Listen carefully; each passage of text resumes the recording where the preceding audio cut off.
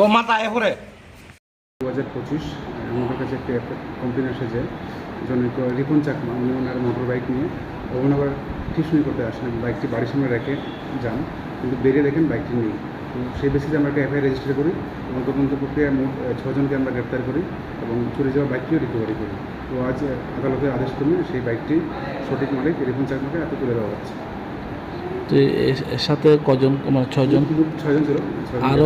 আরও কি রয়েছে এরকম কিছু নাম? 6 জনই ছিল। একটা মালাতলার থেকে আমরা পুনর্বন থেকে বাইক উদ্ধার করি। এই পুনর্বন পুরো চেনে 6 জন ছিল, সবাইকে অ্যারেস্ট করা হয়েছে। মালিকের নামটা কি আছে? মালিকের নাম রিপন চাকমা। বাড়ি?